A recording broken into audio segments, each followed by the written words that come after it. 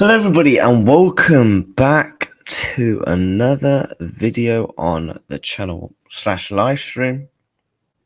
In today's live stream, we're going to be speaking about what's happened here? We're going to be speaking about Liverpool. We're going to speak about some transfer stories that has emerged. Marc Guehi, where is he going to end up next summer? Where's he going to end up in January? There's a lot of clubs interested. There's a big battle going on for him. And we're also going to talk about Antonio Semenyo, who's had a fantastic start to this season. A fantastic start to the season over in Bournemouth. And we're going to take a look at that as well. So get the likes up, smash them up, make sure you're subscribing. Because, yeah, we're fastly approaching to 2.4k subs. We're about 25 away, so let's try and get those hit. Big up to everyone in the chat. Big up, smash the like. Semenyo, proper baller. We never got that Diaz replacement, would be a sick one. Yeah. Big up to Jacob, hope you well. Baron says, big up to you, mate. Get the likes up, and if you're watching it back, yes, man, get those likes up if you are indeed watching the stream back. So this is what David Ornstein has had to say. We're going to take a listen to what he has had to say. Big up to Antic. I hope you're well, my guy. I hope you are well. Did you watch those TikToks I sent you on X? So this is what he's had to say. David Ornstein. I'm not expecting Liverpool to go for a centre-back in January as things stand. Of course, these things could change, but I don't think it's the plan. It's a plan. How is it not a plan, David? How are Liverpool not going to go back in for a centre-back? Please tell me. How are we not going to go in for a centre-back? We have an ACL into Giovanni Leone. We have Virgil van Dijk, who is 34 now, who we need to look after. Konate, we know what can happen with him there. We have Gomez, who we know is going to pick up an injury. Right? How are we not going to get a centre-back in January? You're keeping Konate. Look, people in this channel, Baron, you've watched me for a while, and obviously you've seen me on other channels. I've always said for a long time, oh, there's some news on Elise, by the way. That's just come in. Lewis Steele speaking on Elise, so we're going to bring that up as well. Yeah, I mean, look, there's a lot of clubs that want Marc Guehi. There's a big competition. We're going to go through all the bookmarks I have here. Fabrizio Romano is saying it's going to be a crazy battle to sign Marc Guehi next summer. Liverpool remain in the conversation to sign the defender, but there are 5 or 6 clubs keen, with it set to be a financial battle to try and reach an agreement on a salary and a signing fee. And then also Pletigol says Marc Guehi's dream Premier League clubs want him, as well as Bayern Munich, Barcelona, but the player dreams of joining Real Madrid. Obviously, Fabrizio is saying here there's going to be a massive, battle to sign him. I'll be honest with you, chat. It'll be a joke, if we don't sign him. Because we put a lot of effort into him. And to not end up getting him would be a bit heartbreaking, because after missing out on him in the summer, and obviously we was very close to signing him, and one thing that just doesn't shock me in the slightest, shock horror, lads, Real Madrid are involved. We can never go into a battle for a player and not have Real Madrid involved. I think Alexander Isak was the only player this summer that Real Madrid didn't have an interest in. They had an interest in Kirkes. They had an interest in Florian Wirtz. I believe they liked Hugo Ekitike. It's just like, jog on. I get it. Top clubs are going to like top clubs. I've got a weird feeling Real Madrid just think, you know what? If Liverpool like them, they're good enough, so we'll like them too. That's literally how Real Madrid move, and it's like, jog on, man. Jog on. Can we just, like, have a bit of peace? Can we just relax? Can we just enjoy this one for once? But no, we have to have Real Madrid involved. Shock horror. It's just a joke, man. It's just a joke. I think genuinely, if both clubs was in school, if both clubs was genuinely in school, Real Madrid would be done for bullying. I'm not even joking. Real Madrid would be kicked out of the school due to bullying. They would. They genuinely,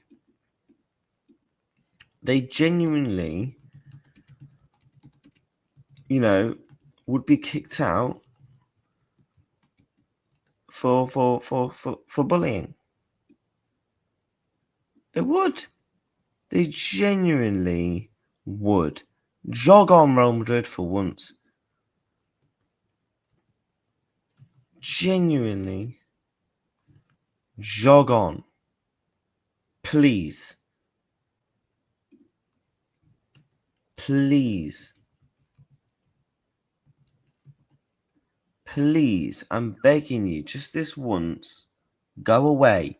Let us enjoy a player. Let us be interested in a player without having to have you, man, just being there in their flipping shadows, just stalking. And yeah, man, they've got a weird obsession for us. I think they fancy us, to be honest. I think they fancy the people at the club. Let me get into some of your comments. You're keeping Konate. I mean, look, I've remained consistent the whole time. I think Ibrahim Konate will continue to be a Liverpool player. Surely we won't be silly not bringing in a centre back in January. Konate training individually for France due to injury. If that is the case, why is he there? Why is he there? He shouldn't be there. If that is the case and he has an injury, he shouldn't be there. He shouldn't be there. Let him stay back at Merseyside and train. This is where, in my opinion, I want the club to stamp their authority. I want them to actually be. Sorry, whoops. I want them to be a little bit more. Put their foot down on things like this. Looks like Jared going back to Rangers too. Yeah, I've seen about that. Smash these likes up, by the way, chat, and so make sure you're subscribing. Leone Van Dijk, Konate, Joe Gomez. They think there is no reason to sign someone, especially since you're more likely to keep Konate. Yeah, but Baron, the whole point of the matter is we've got 3 senior centre backs, right? We wanted Guehi, which we signed Guehi. He did the medical, he did the here we go and everything. But obviously Glasner backtracked and it all fucked up. And obviously when you look at it from a deeper standpoint of view, we signed Leone, we signed obviously Van Dijk and Konate and Gomez. Everyone was all at the club. We wanted Guehi as well. We wanted 5 centre-backs. So what's changed? And also, I actually think it would be cheaper to sign Leone. No, sorry, it'd be cheaper to sign Guehi now than what it would be to sign him on a signing on fee. Because one, you're going to compete for the wages battle. If you've got Barcelona, Real Madrid, Bayern Munich, Liverpool, and another one or 2 more clubs in there, the wages are going to skyrocket by 3 times the amount because there'll be a wages war. There'll be a bonus war. There'll be a competition, a project war. You know, outlines of the club and why you want to come to us. So there'll be a massive battle there. Liverpool don't want that. Like, I think it's a very, very risky game. If I'm being honest, I'll take Guehi now. Please him or Upamecano. We've been linked with Upamecano, and me personally, just don't. I just don't rate him like that. I mean, if we sign him on a free, I'm not going to complain because I actually think on a free transfer is probably one of the best centre backs you can get in the world on a free transfer. But not. I won't pay him outright. He was literally wearing our club tracksuit outside our offices in London, waiting in the car to come up here in saying that. Yeah, he literally did the medical. He literally did everything. He was literally about to go up to Merseyside to do all the media stuff, saying, "Hi guys, I'm a Liverpool player now, blah, blah, blah." He literally did a goodbye video. A goodbye video. To Crystal Palace, goodbye. That obviously got leaked by some media outlets.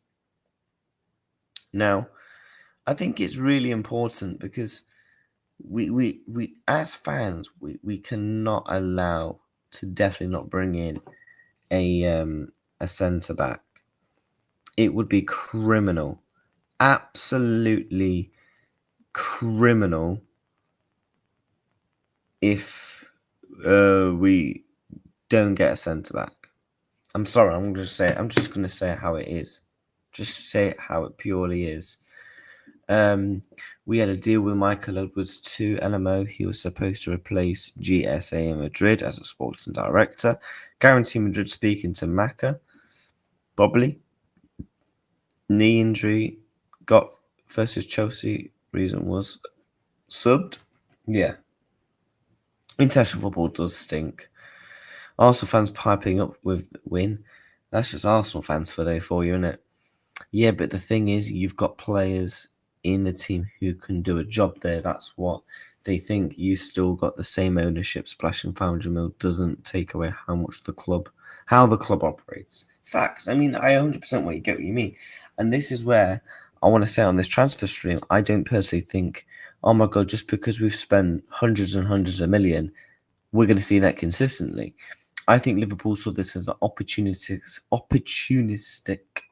window, in the sense of we can sell big on players that we don't want at the football club and reinvest that into players who will be game changers. We're signing players that's going to be here for the next decade. Florian Wirtz, Hugo Ekitike, Alexander Isak, Kirkes. You look at the ages of these players, they're going to be here for the next 5 to 10 years, some of them more. You know, so that's why I personally think Liverpool saw this as an opportunity where we don't have to spend money in years and years' time, because the market is obviously, fluctuating. It's getting madder by the day. Smash the likes. Yeah, it's disgusting if we don't get a centre back. If Guehi would have kicked off, he would be ours for now. Seeing an Arsenal fan saying we're finished, that's just Arsenal, though, isn't it? I mean, they're the club that should know very much where when it comes to, you're finished aspect.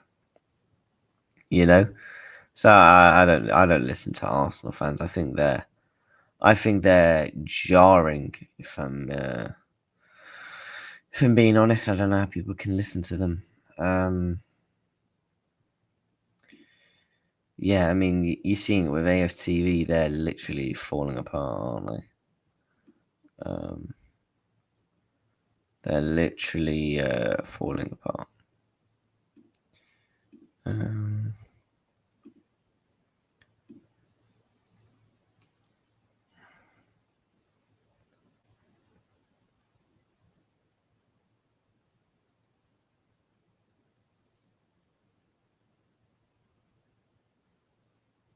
There we go. We just gifted out 5 memberships on the channel.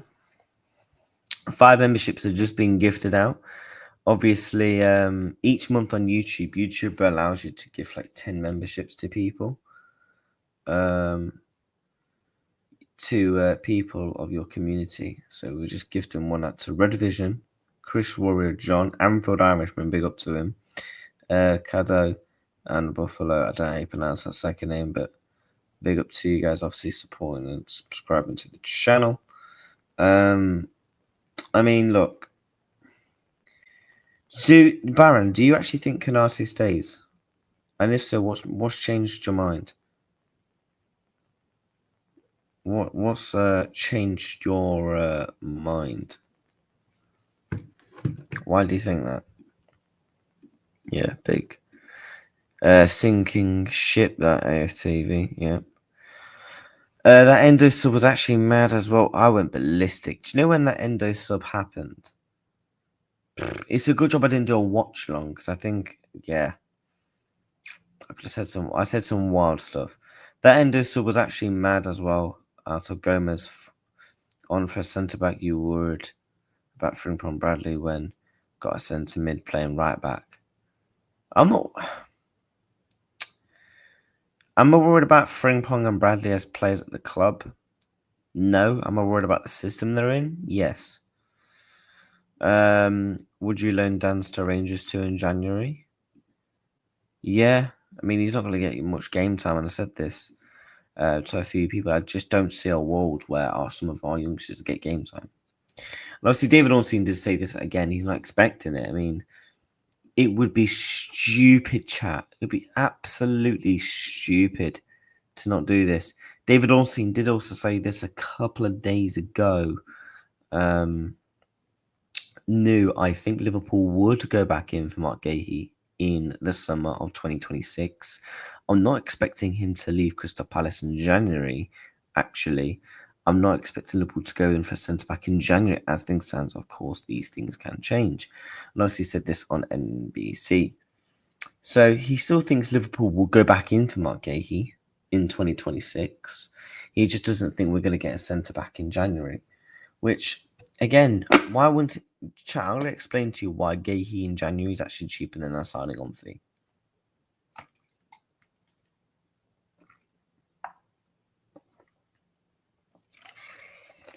The reason why it's better to get him done in January is also one from a footballing standpoint of view. You have to think of it right now. We need centre-backs. We need players through the door. We need players through the door for competition. I think, personally, Marc Guehi has actually been the best centre-back in the Premier League so far this season. Now, I don't know if some people would agree. I think he has been the best centre-back in the Premier League this season, and one that's already a reason to go into him. I just think and hope we do go back. We do go back there, because it would be a real shame, because he would be a quality signing as well, 24 years age. And again, I'm going to start with the reasons why I think it will be a deal, why it's worth doing.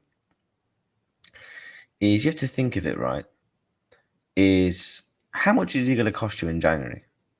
10 million quid? 15?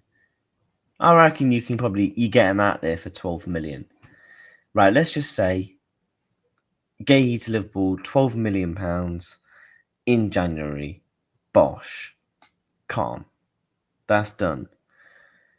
The wages probably won't be as much as an increase. Now, we can have a look at Crystal Palace wage bill. Let's have a look at Crystal Palace's wage bill. Where is go away ads? Marc Guehi's on 50 grand a week. Liverpool probably put him on 100 grand, 90 grand. I think that's probably what Fairley would put Marc Guehi on. Okay. But then I also think now, if he was to go in the summer, that wage is going to naturally increase above 90 grand. The reason as to why is, again, because of what I mentioned before. Clubs are going to be selling their projects. They're going to be selling their ambition as to Marc Guehi, why they want to come to him. You know, you have to also think about the signing on fees, the signing on bonuses, you know, for clean sheets, things like this.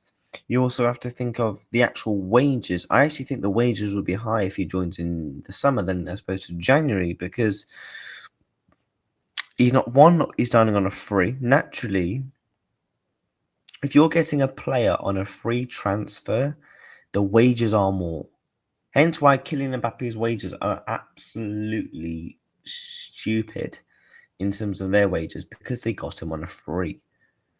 Because they didn't have to pay for that big lump over 100 plus million for him, plus the wages, etc. That everything else that comes with Kylian Mbappe. As for Marc Guehi, if you get him in January, you put him on 90 grand a week and you're paying 12 million. Bosh. If in the summer, you're probably going to have to give him maybe 120, 130 wages, the signing on fees, the agent fees, and everything else that comes in within the deal. It's probably going to be a little bit more expensive as opposed to a January type of package for him.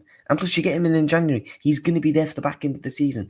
Konaté right now needs to be dropped, but we don't have the players to drop him, unfortunately. We have Joe Gomez, but he's not naturally fully fit. And obviously, Giovanni Leone's gone out for the season. He's down. He's gone, right? He's not coming back till next season. I think if Guehi was here, Konaté's dropped, in my opinion. Yep, we have two very promising centre-backs in the academy who the club is ranking very highly amongst talents in Europe. One is actually going to start next week, and Konaté could be another Alaba case. In what case do you think he's going to be at Alaba, though? It would be he is doing things the hard way, yeah? Did you see the La Liga Serie A news?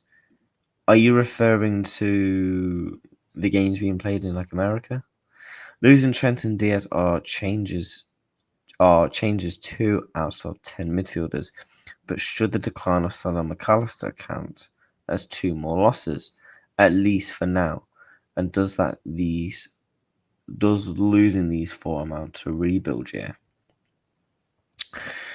First of all, I don't think McAllister's on the decline. I think McAllister's a 26-year-old. If McAllister was on the decline as a footballer, I would genuinely go and get that passport checked. Get it checked and check it 1,000 times. Because if McAllister's on the decline as a footballer, 26 years old, then something is seriously wrong. I think McAllister, it's more just fatigue. Arne Slot mentioned it. McAllister had a very weird injury last season. Not in the sense of an injury that puts him out for months, but it was a fatigue type injury. Hence why his pre-season was all over the balance, and I think he's still kind of recovering from that, if I'm being truly honest. Do I think Salah's on the decline? I think Salah, you just need him to get him into the game a bit more. Yes, losing Trent Alexander-Arnold. If I take away, look, and I think me and Ant can easily do this as Liverpool fans, and someone who's been very vocal on the way that they talk about Trent. Losing Trent is obviously a massive loss. Have we replaced him? No, because you can't replace Trent Alexander-Arnold. You can't replace. There's not a right back like Trent. Because otherwise Liverpool would have signed him. If there was literally a right back who was literally similar to Trent Alexander-Arnold, right, Liverpool would have signed him. Luis Diaz, I said this, it would be a massive, massive loss. And we missed him in that Chelsea game. When you're looking at Gakpo down that left-hand side, who's a very technical, ball-to-feet winger, who doesn't really go at his man too much as opposed to a Luis Diaz, because he has that work rate, has the speed, the technical ability, and the dribbling power to beat men and to create chances, to be able to get into the box, have a couple of shots, or to create goals. Hence why his numbers were very good last season. Losing Luis Diaz was a massive, massive loss. And I said this at the start of the season. Him not bringing in a replacement was ludicrous. Do I think we need to do another rebuild year? No. I actually don't think we need to make any real signings. I think, again, it's not about signings for Liverpool. That's the problem. It's not like, oh my God, we need to go and splash another 500 million. We don't need to do that. All we need to do is change the systematic of the formation that was last season in the midfield. Now, I'm not saying play the exact same three midfielders in Sabasa, Gravenberch, and McAllister, but play the tactics. Put Gravenberch back, so he's not as this like sweeper 6. Put him in a double pivot alongside McAllister. Make him not do as little running as possible. Just being in that double 6, protecting the back 4, because then you can allow your Kirkers and your Frimpong's to express and go forward without having the constant worries of relying on Virgil van Dijk and Canate at the back. I don't think we need to do another rebuild. I just think we need to change our style of play tactically. UEFA have approved Villarreal versus Barca league game to be played in Miami, and Como versus Inter in Australia matter time before that happens in the Prem. Oh yeah, 100%. I would be shocked if you don't see it. And I think the first game, it will be... do you want to know what I reckon the first game will be? It'll be Arsenal-Tottenham, and it'll be played at that Stan Kroenke Stadium. Canate is injury-prone. He's going to request a fair amount of signing bonuses and a very high salary close to the start because he's signing as a free agent. Now, Alaba is a burden on the team. Fizz. Canate is on very little wages. He's on about 70 grand. I think you guys will probably double it.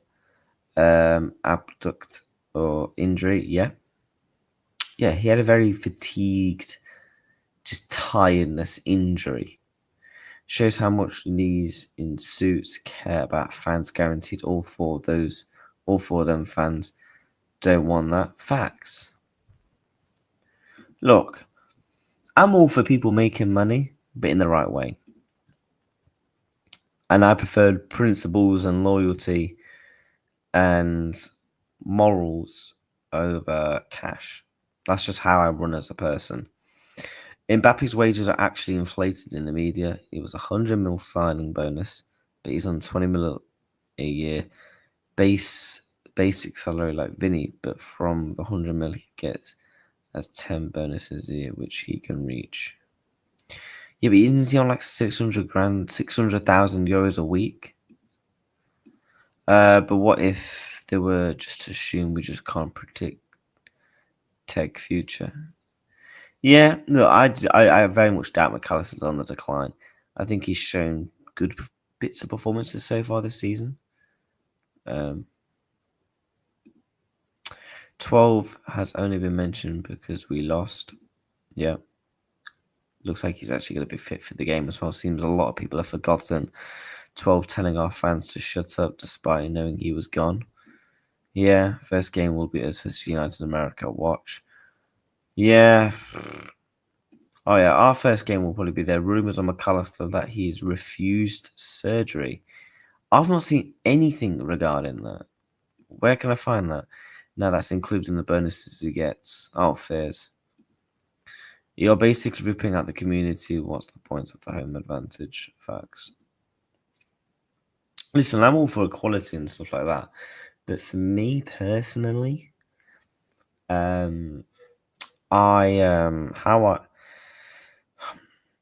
if, for example, Liverpool are from Merseyside, keep Anfield there, keep Liverpool there. You know, Manchester United are from Manchester, keep them there. Real Madrid are from Madrid, keep them there. You know, Inter Milan are from where they're from, keep them there.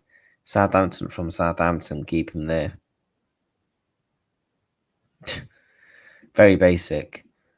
On some X accounts, hence just a rumor. Fizz.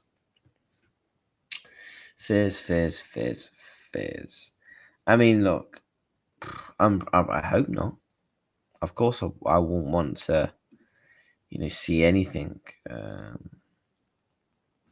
won't want to see anything like that. I'm very much against those sort of things. If I'm being totally honest, I'm not going to be a hypocrite and say, "Oh yeah, I won't mind it." No, I want to be. No offense, and to be brutal, I want to be able to go and watch my team. I don't want to have to go and take a 12-hour flight, pay thousands of pounds to watch Liverpool. Sorry, I don't. Like, I live in the UK. I want to be able to go and watch Liverpool. I don't want to be going to having to pay thousands of pounds to get on a plane to watch one game. No. Football is already, going to football games is already expensive enough. And again, I've been to like 4 games this season, and it's been expensive already. I think it'll be Brighton versus Arsenal. There will be less cash. There'll be less backlash. Yeah, but you want it to sell well. Like, is Brighton versus Arsenal going to sell well in America? Yes, for Arsenal fans. I think it'd be North London derby. It's got a weird feeling it'll be that, or it'll be the Manchester derby. Just watch the media PR when 12 comes back. I'll be intrigued to see if he does a press conference. Because obviously you get Champions League press conferences. Very intrigued, because obviously we've not seen anything. Trent's not posted anything. Actually, no, he did. He did post it on his Instagram, I remember, but he didn't say anything as in like quotes or say anything personally on a matter. I think it was just like a graphic. I don't know, Liverpool versus Romano at Anfield. I think he just posted it on his Instagram story. But yeah, let's get these likes up, man. Let's try and get to 15 likes. We're 1 like away from 15. Kindly smash that like button if you haven't already done so. Where is Mark Guehi going to end up? Where is he going to end up? Look, it's going to be very interesting as to what is going to happen, because yeah, we can not allow this. We can simply not allow this.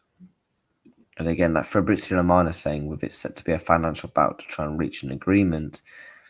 Also with Play Goal saying,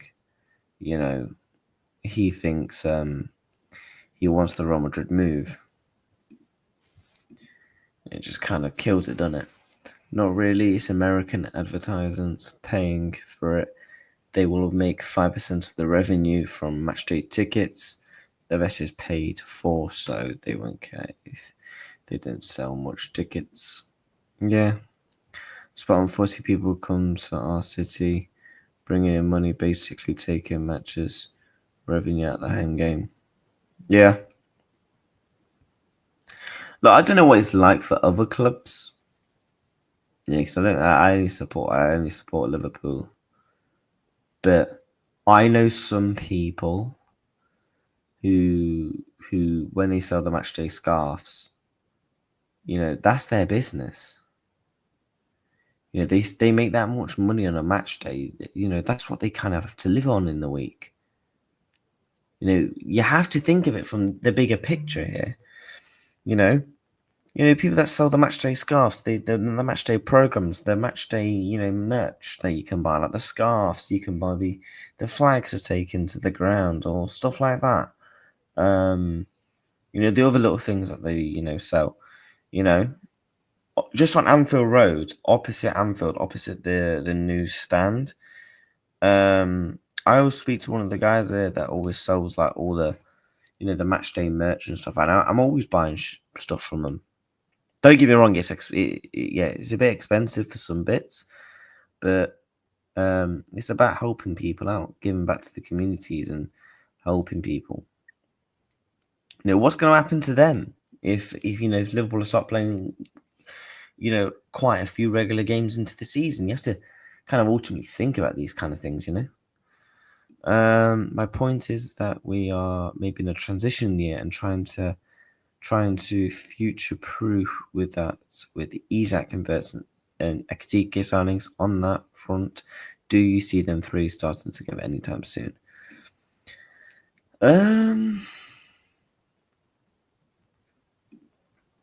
I think we'll see a game where we do. I do. Yeah, 100% Isak, Verts, Ekitike are for the future. Like for Villarreal, it's huge because the city is very small. Only 50k people lives there. I get it, but you're still taking it out from the city, like you said. Exactly. Like Villarreal, imagine people that live in Villarreal. 50,000 people. And, you know, how would some of those survive? What about the people that work at the ground? You know, the people that do, you know, the chefs, you know, the match day, you know, routines, the match day jobs that people have working at Anfield, working at whatever stadium. Their money's going to go down. You know? And I've seen it personally at my club where people have been, you know, furloughed and, you know, lost their jobs. Some might have to look for a new job because that week of money, they might financially live on that. Now, I don't know if the club would still pay them or pay them a cut or something like that, but these are conversations that you actually do need to have. You do. All the local businesses rely on a match day during the season. Imagine wanting to destroy that. Facts. Literally what I just said. Absolute facts. You know, like, for example, let's say Liverpool play twice a week, right? And I always go to, and I don't know about you, I don't know if you know, ever buy anything on a match day, like a program or anything like that, or you buy a new scarf. Like sometimes I like to buy a new player scarf. You know, if I want to buy like an Alisson Becker scarf, I've got a collection of like I've got an Alisson one, Salah, you know, and plus it's about helping people out and giving back to the community. You know, on a match day, you have to think the scarf. They normally, from where I normally go, they sell the scarf for about £10-15. Right? You have to think, I reckon 10, 20 plus people always buy them. You know, that's like 200 quid. Then you've got your other bits and bobs in there that some people buy. Maybe like the big scarf, the big flags. You got there's still other things like, I think there's sometimes sell key rings actually. Just like other little bits and bobs. You know, a lot of people will survive on that. And that's their income. You know? Especially, you know, with the financial crisis and stuff like this. You have to ultimately think about this. Obviously, if Liverpool go and play a game in Manchester, Liverpool go and play Man United, it's meant to be at Anfield, knowing on big games they're going to sell well, they're going to make a lot of money, right? Let's just say that goes to America. They've lost out on hundreds of quid. They've lost out on a big amount of money, and especially if they're already struggling financially. These are things that I don't think the greedy, and I'm going to call them greedy bastards because they are greedy bastards. The people that wanting the games to be played in America, wanting to be played in Australia, Japan, flipping Africa, whatever. Listen, for me, I'm very Liverpool FC. This is perfect, right? Liverpool FC is from Liverpool. Real Madrid is from Madrid. Southampton's from Southampton. Portsmouth is from Portsmouth. Barcelona's from Barcelona. Atletico Bilbao's from Bilbao. I'm just naming a couple of teams. I don't know why I said Bilbao randomly. You know, you've got all the Birmingham clubs. They're from Birmingham. They're not. Why do they? That's what pre-season is for. We don't need it. And you talk about it's gonna, you know, more games because you're having to take long ass flights. Let's not pretend like America's just round the corner. It's a couple of hours on a flight, depending on where you go. Actually, if you go on the East Coast, you know, no, sorry, if you go on the West Coast or East Coast, depends on where you're going. It can either be an 8 hour, it could be a 6, it could be a 12. All the facts.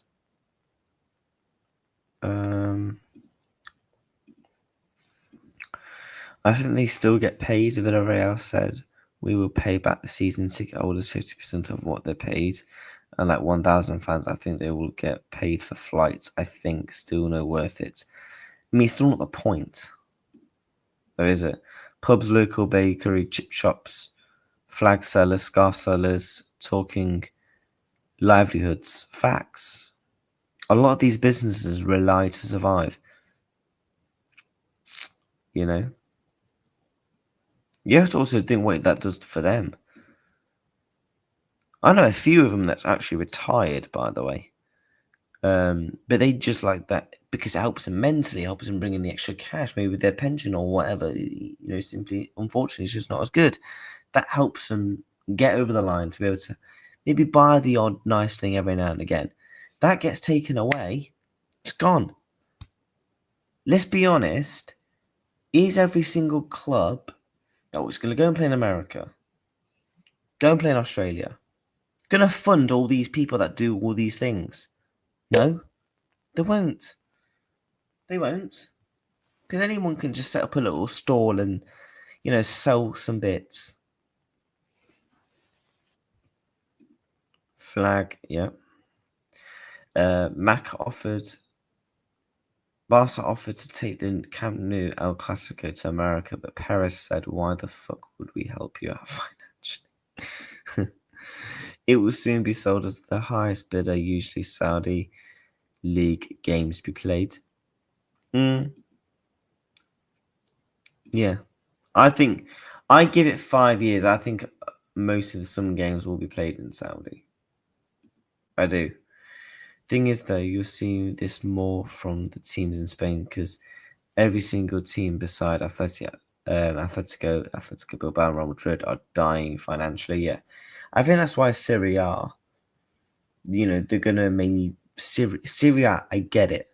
Serie A clubs, I understand it from a financial point of view. You're meant to be having home advantage these games, but like a glorified friendly. Yeah, it won't have that, you know, buzz to it, will it? Like, it won't, you know, kind of feel the same. You know, because Merseyside derbies, it's all about the atmosphere. You know, North London derby, the atmosphere. You know, big local derbies, the atmosphere. That's what makes derbies. It's not about, oh yeah, so-and-so plays for that team. They're going to have a really good clash. It's going to be a game, blah, blah, blah. Derbies are about atmosphere and the fans, not the actual two clubs. That's just the way I see it, though. I mean, some people may agree, some people may not. I just hope personally that none of it really does come to fruition. Because if it does, Jesus, yeah, let's hope. Let's certainly hope it doesn't. But yeah, bless up to everyone, man. Smash these likes up. Make sure you're subscribing. If you haven't already done so. You're meant to have a home advantage. Yep. You definitely are meant to have home advantage. Should we cancel international friendlies and we have 18 games in the Prem? Also spending more money to the championships, but too many games. The thing is, I was actually doing a bit of research on friendlies. Do you know the friendlies are mainly used to make more money? It's not even about it's just more money. You know, England, Wales, people will go to that on a Thursday night. I watched snooker footy. Similar thing happens. Going to be a massive case soon between snooker and Saudi. If Saudi win, it will be totally different tour for the top 16 and the rest. I mean, you got Turkey Al Sheikh. Obviously, you know he's massive in boxing, and snooker he's massive in darts. So yeah, I definitely get where you're coming from. Yeah, 18 teams. I mean, chat, it's a very interesting topic. It's kind of mad how we actually got onto this topic. I can't remember who brought it up. Of course, the League Cup is also going to make more money too. I doubt, surely, no, I don't think they would put the League Cup over in like another country. You'd think not.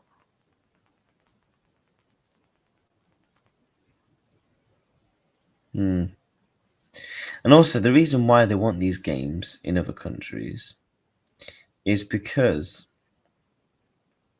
for example, let's say Australia. If you're coming from Australia to the UK and you're a Liverpool fan, Man United fan, Man City, whoever the fuck you support, you might not be able to financially afford to go to the stadium, book the hotels, do all that sort of thing. If the game was in Australia, you could, so they can naturally bump up the ticket prices. That's why they want to do it, because they know the fans in the other countries will pay that, because they'll see this. Oh my God, Liverpool's coming to town. They're coming to my country. It's against Man United. It's against blah, blah, blah, whoever the fuck. Yeah, I don't mind paying that. And obviously all the other things added on to it. You're basically ripping out the community. Yep, tickets in the US are 3 times more expensive already. I mean, yeah, it is. Ticket gates are naturally more expensive in America. It always has been. I mean, it's. I think the best one to compare it to is definitely boxing. Like, I'm probably going to be spending more on their hotels and the fight ticket to go to America than an actual flight. That's why they want them here. Yeah, they do. They do. I mean, look, I hope it doesn't, because no offense, in what mind and what world would you want this to happen? I'm all for equality in that, but not for me. That's what I want it here. World Cup is going to be crazy. The World Cup in America it's going to be very interesting to watch from a financial point of view in terms of the ticket sales, because the ticket prices for America to go to America in the World Cup is stupid. Do you know, unless you're really rich, and I'm talking mega rich, I'm not talking like, oh yeah, I've got $5,000 in the bank, because everyone's got a little bit of money in the bank. I've got a little bit of money in the bank. I'm not going to discuss how much I've got in the bank, but I've got money in the bank. Have I got enough money to go to every single game in the World Cup? No. The prices for the final is over £2,000. £2,000. If you want to, let's say, do a tour, let's say Egypt, right? They've just qualified, right? Let's just say Egypt. Yeah, congratulations to Mo as well, by the way, for qualifying, right? Let's say Egypt. I'm not saying Egypt are going to get to the flipping final, right? I'm just using them as an example, right? Because they're a country that's just been mentioned. Imagine if you want to go and watch, if your country gets to the final, which two countries will get to the final. Obviously, we know how finals work. What if you want to go on that every single game? You want to do a massive tour. So once in a lifetime of your country. You literally can't unless you either live in America or you are mega rich. You can't, because the World Cup's going to be on for over a month. The World Cup's on for over a month, right? So you've got to sort out the visas. Don't get me wrong, getting a visa for that time of period is actually quite difficult. I mean, when I go to America next year, the sort of my visa out was difficult, Then you're also adding in hotels. You're adding in, expenses of food.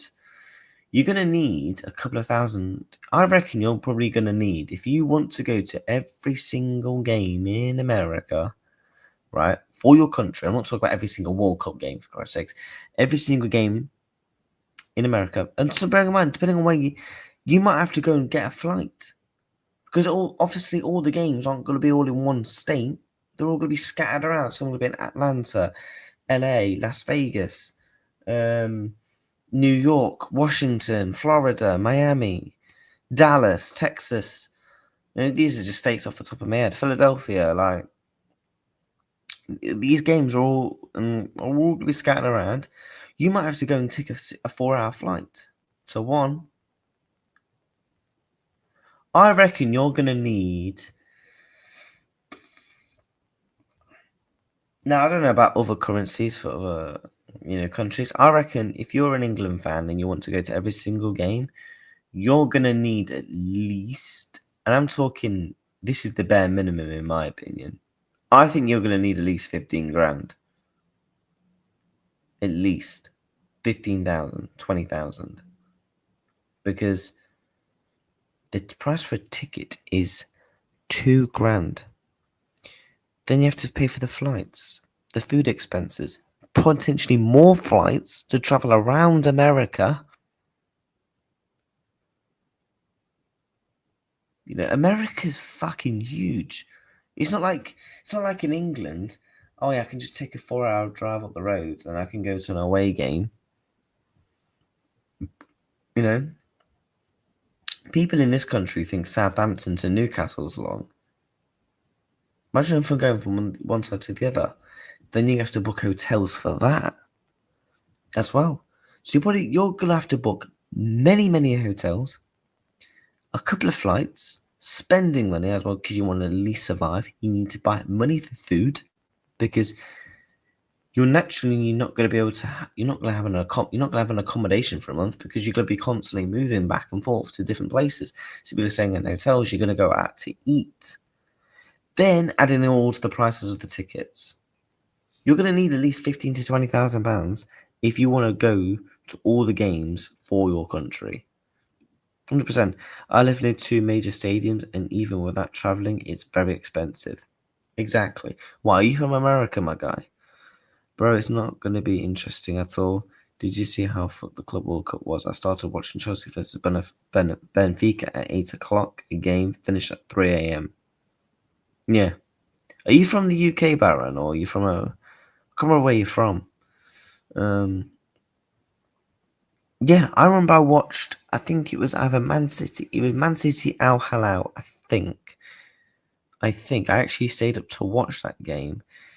And I think the kickoff time, it was either 10, 11 o'clock, midnight here, UK, and it didn't finish until 4 a.m. because of the lightning.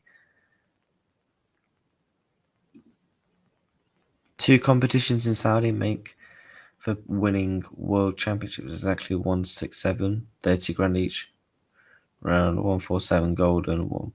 Yeah, I've seen about the 167 hole for that. 20k per person, yeah. 4 states as well. People don't realize how big America is, yeah. 2 grand. 2 grand hags on a holiday for that, yeah. I can tell you that several areas around the stadiums don't really have that many hotels. I mean, yeah, you're from America, so you're literally telling us. Imagine if, and then also, yeah, you might have to travel to the stadium. It genuinely, people may say, oh, 15, 20 grand? Yeah, you're mad. No. I think that's the bare minimum. Bearing in mind, America is naturally expensive. Some states are going to be expensive, some are not. Depending on what state. If you go to Miami or Los Angeles, it's going to be expensive to fuck. That's why when I go to America next year, I make sure I'm fully prepared. Now I'm from France. Oh, fairs. Remember Giles saying when he went to LA was totally different, like 9-hour flights sometimes to away games. Yeah. Oh yeah, because obviously, he did play in America, didn't he? In the MLS. Again, yeah. So you're gonna have to. It's a lot of time as well. And bearing in mind the World Cup's for over a month. Now I don't know how it works for other countries, but for people like us in the UK, you're gonna need to get a visa. You're gonna have to explain why, how long you're going for, and however long you're going for, depending on how much more you're gonna have to pay out. And then also, you also have to probably think about financially a bit more money because you might have to take a bit of time off work. So you're going to want backup money as well. No, because when you get back and you've just spent over 20 grand to go to the World Cup and your team got to the final and lost or won or whatever, or semi-finals, quarterfinals, whatever the fuck, yeah? Right, and all that things.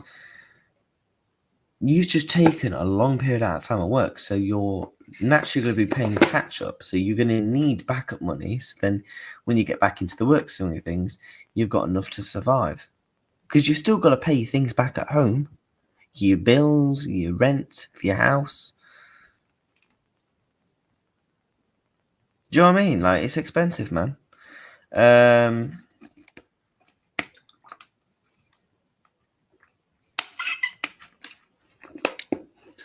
Hotel with a New York area, or a bit shady to Philadelphia.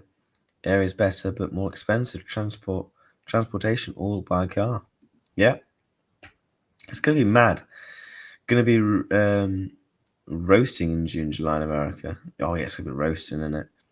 Wait, you're going to America for the World Cup? Only one match or entire tournament? No. No. I'm going to America for traveling.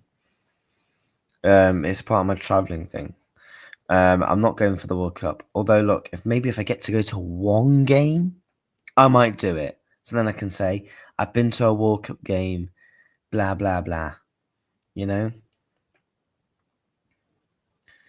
But probably not. I'm mainly there for traveling, to be honest. But I'm still going to do content around the World Cup.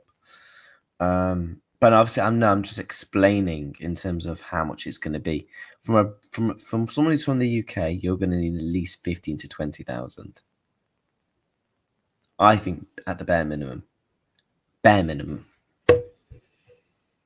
I really, really do. I think I'll be shocked if you don't need more. Free mortgage house just gone to a game, yeah. Oh, okay, fair enough, yeah. Yeah. It's going to be expensive, chat.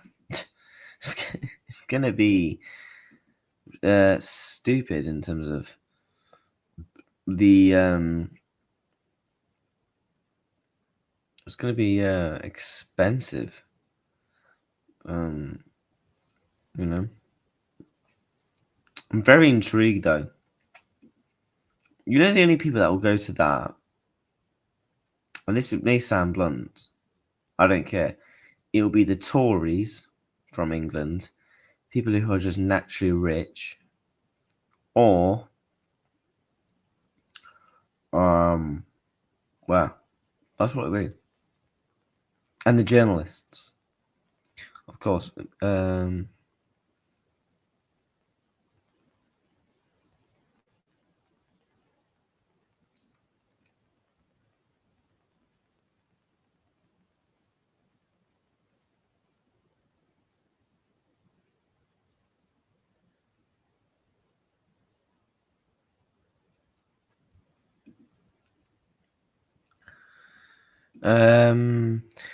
Not that bad in terms of temperature. I lived in England so far. It's more humid here, but not crazy warm, at least up there. Thunderstorms are going to be a major issue. Yeah.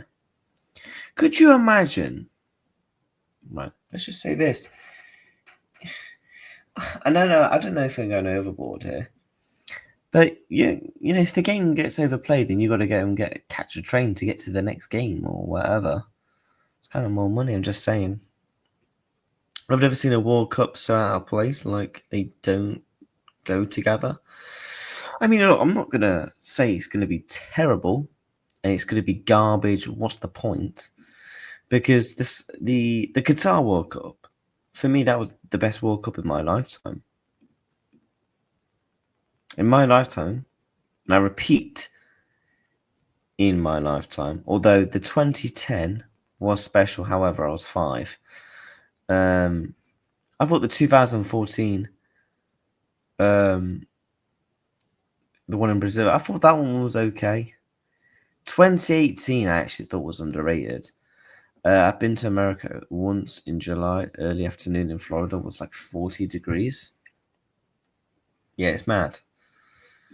I can only imagine how good Brazil would have been in 2014. I mean, look, I think we can't judge it completely because I think it would be fair considering we did give, Qatar had a lot of hate. And look how successful that was as a World Cup. You know, the amount of people that loved that. That is probably the greatest World Cup final in decades. You had everything. You had crazy battles on the pitch. You had bust-ups. You had goals. You had a hat-trick from Kylian Mbappe. You had a comeback in France. Obviously, despite they didn't win. But you had carnage and the whole factor of Messi winning the World Cup. You had it all. You know, you had it completely. You had it completely all. Very, very interesting. I'm very, very interested to see to see how it's going to work from a host perspective. Very excited for the World Cup. I'm going to be doing better watch-alongs. I'm going to try and do a watch-along for every single game. Or do some sort of content around the games.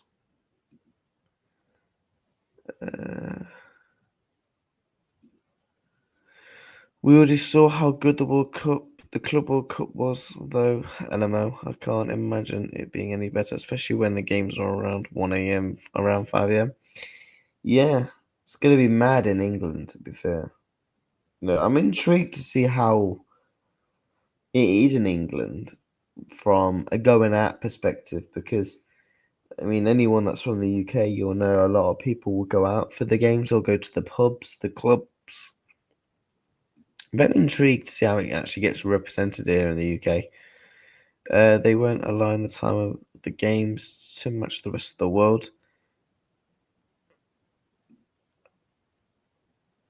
Let me have a look. Let's see what Ant has sent me. Let's have a look. So this is what this Pratt has had to say on the future World Cups. Obviously, speaking on the World Cup thing, this is what he said to say. In December, you can't play in one part of the world, and in July, you can't play in another part. We need to consider all these elements, and let's see how we can make it better for everyone.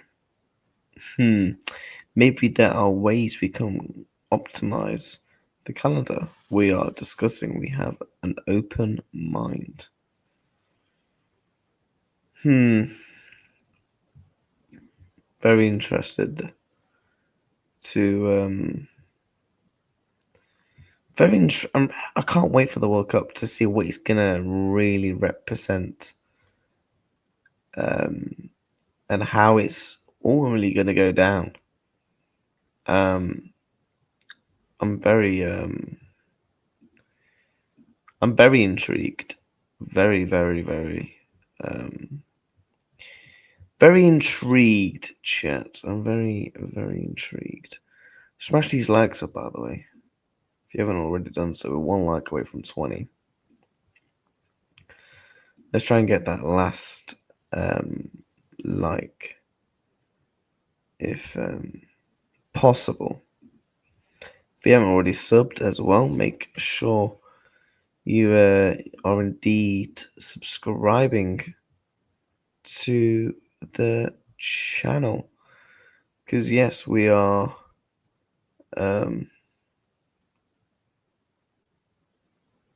indeed on the road to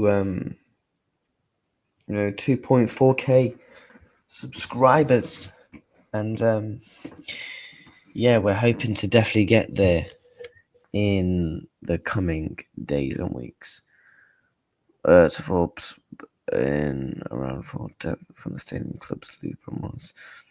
Talk about expanding the World Cup to 64 teams. It'll be a joke. The game's gone. It's dying in that type of way. It's really sad to see, to be honest. It is really, really sad to see ultimately. But the question is, what can we do? ultimately, what can we do? You know, the fans should always be the priority. You know, they are the customers, they are the product. In terms of they buy the product. Are you coming to the States for the World Cup? No. I'm not actually going there for the World Cup. I'm going there for a traveling opportunity.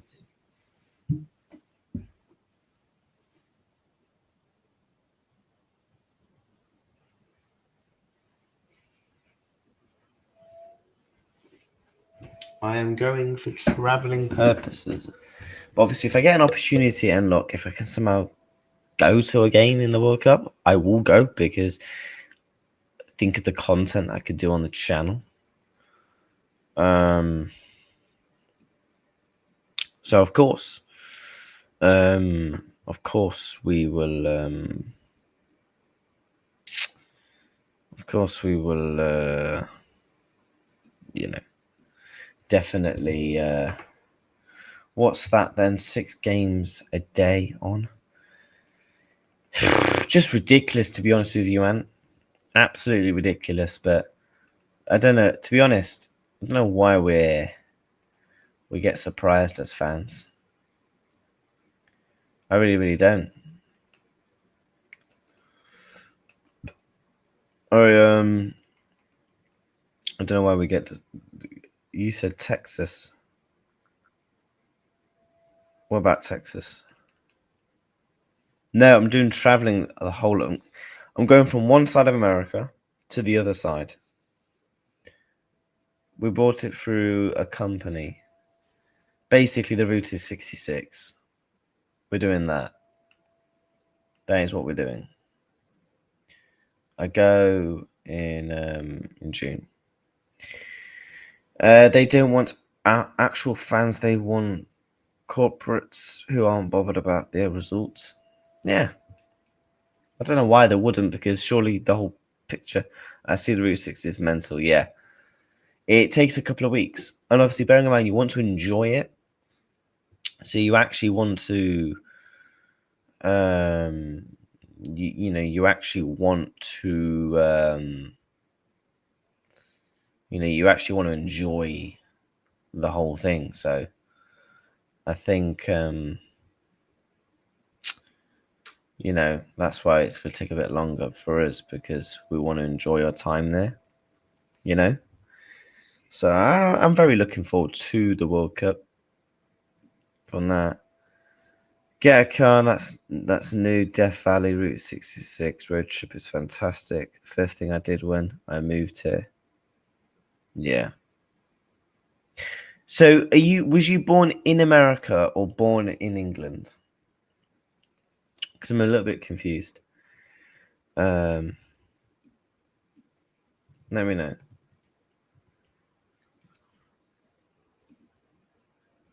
Yeah, the Death Valley in America looks unbelievable. That whole massive long road. Like, how can this not look appealing? Like, America's got everything, can it, in terms of landmarks? Like, how can driving down that road just not look sick? Like, that just looks so good, man. And just, walking along it all and exploring, soaking it all in. Yeah, it's gonna be a lot of fun.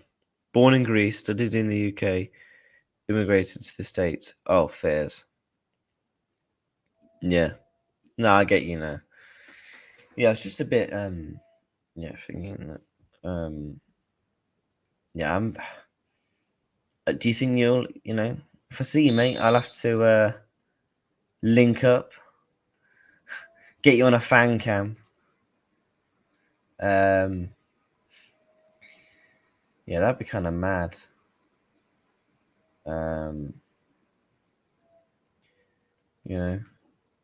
I think yeah.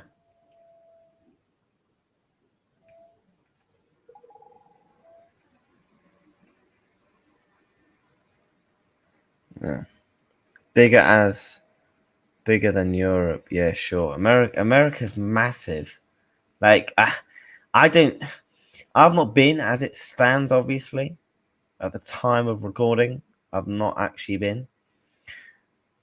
Even I know it's fucking huge. Like, it's massive. Obviously, Russia's the biggest country in the world. Obviously, you know, America. I mean, the actual continents of Jesus, you got North and South, obviously, America. I remember some guy in school said, so is Brazil America then? Because obviously you got North and South America. I mean, not many people ever said, who says, oh yeah, I'm going to North America tomorrow. Where you go next week? I'm going to North America. Obviously, you don't say it like that, do you? Americans' landscape is unreal, but a lot of Americans are Muppets, which ruins it for me. Yeah. So yeah, guys, if I do not upload for a while I'm in America, you know, I've probably something has happened to me. And I'm not gonna say it on camera because I know Americans will always get a bit. Do you know what I mean? So yeah, we won't say it on camera, but you can probably guess what I mean. Brazil is the best country I've been to. Brazil looks gorgeous. I'll be honest. You know the one country I want to go to. I don't know if it's not in terms of a country, but in terms of the continent. I want to go to Africa. I've always wanted to go to Africa. I think Africa is beautiful. I like the look of the culture, the people. You know,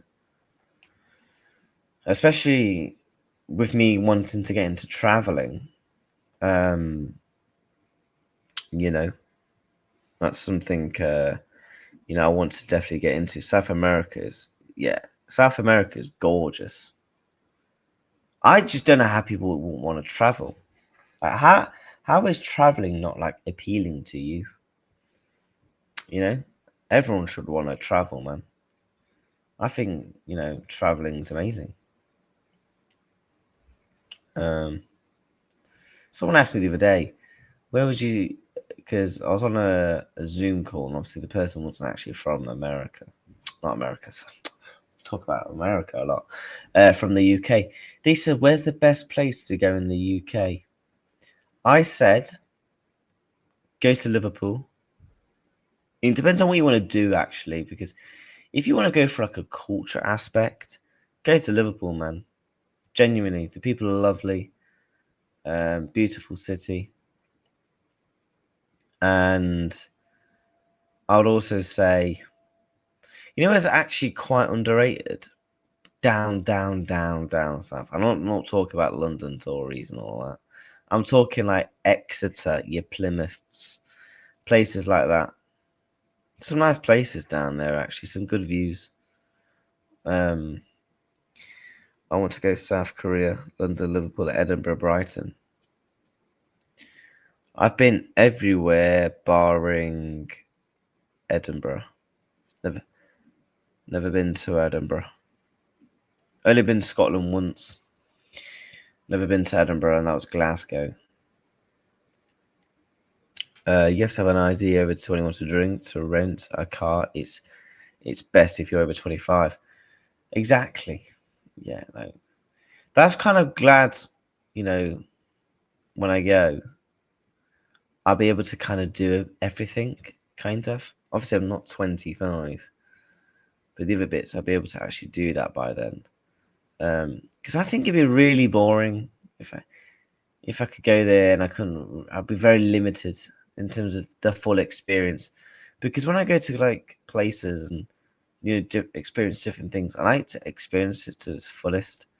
Because otherwise, I don't want to come back. Yeah, I didn't do this because yeah, you know what I mean. Costa in England is charming, but I wouldn't pick it if I had 2 weeks in the UK.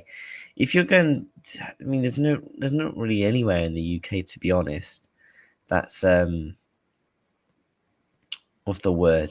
Holiday destinational type. I mean, you can always go to Skegness. Me personally, won't go there. I think it's shit. If you want to catch a disease, go there. I mean, I think Butlins is actually all right, to be honest. I've done a Butlins night out. You know, Butlins is in the actual place. Butlins is okay. Skeg, I think Skeg's shit. I don't know how people from this country love it. I really don't. I think Fancy Island ain't too bad in terms of the rides. Now, I'm a person that loves rides. I love fun fairs, hence why I love going to theme parks and places like that. Fancy Island's not bad. Skegness, the actual Skegness, the place, it is fucking shit. Don't ever go in the sea. I think I went in the sea once when I was about... I can't remember how old, but I would not go in the sea now. You go in the sea if you want to catch something. Do you know what I mean? You do not want to be going in the sea. I'll tell you that. South of France is unreal too, by the way. Yeah, South France. Big up to you, mate. Hope you're well, my guy. Hope you are doing well. Chat, if you are new, make sure you're hitting the like button. Make sure you're subscribing. We've just hit over 20 likes on today's stream. We're going to be live for a little longer. You know, we're just chatting, man. We're just chatting with the chat. Spoke about some transfer news. You know, having some good topics about the World Cup.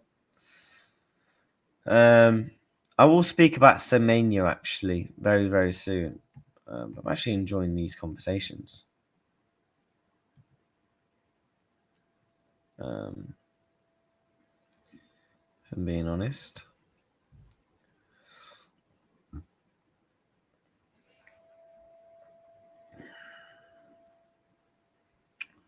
There was a tweet I didn't want to bring up.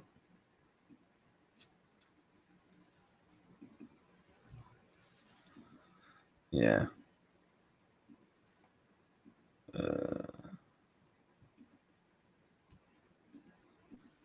Bear with. There we go. Yeah, bless up to you, my guy. I did do a FIFA stream this morning, chat. If you do want to go and watch that as well. We are going to be doing a lot of FIFA content on this channel. Be prepared. We're going to be doing Liverpool career modes, Liverpool Ultimate Team, Isaacs to Glory, all that good thing on the channel. We're going to be grinding the content. I've got this real bug to really just make a lot of content recently, and I'm just going to execute it. If you want some ideas for content clippings, some other accounts with legit analyze can also be a good idea. Have you got me on Twitter, mate? My Twitter is literally the same as my my YouTube name. It's literally the same.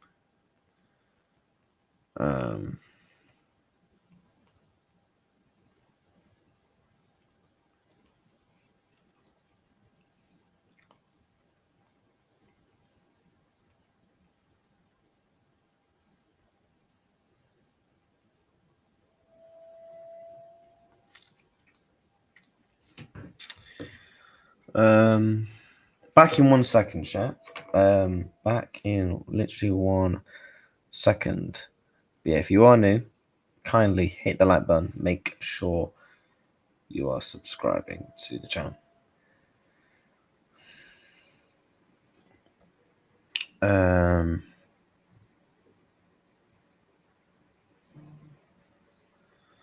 We're back in just literally 2 minutes.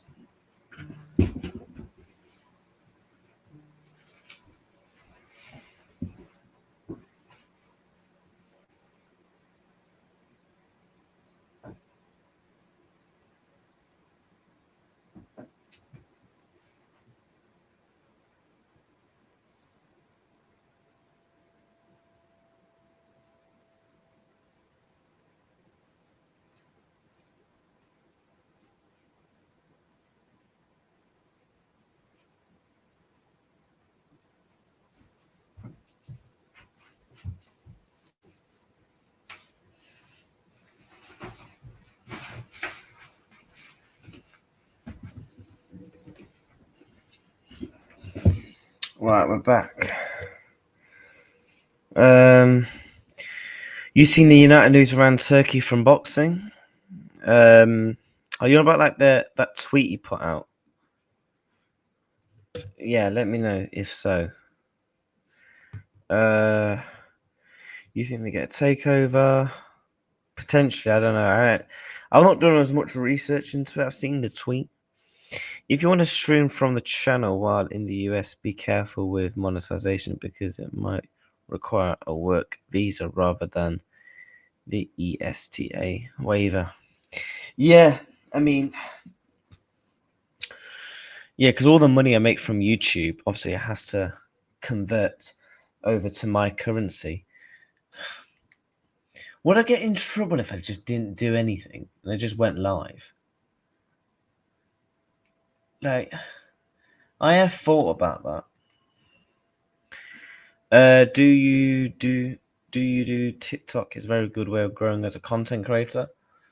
Yeah, I mean, I've got a TikTok account. I've got about 60 followers. I will be honest, I'm very poor on the TikTok. I think now I've kind of got like a real proper plan in terms of how I'm going to do my content and how I'm going to integrate things in. So, like, I am going to do bits of, FC26 because that can be linked to football within the Liverpool content. We're also going to be doing, other stuff. Obviously, we're going to keep all the match reactions, the previews. They do very well on the channel. I know,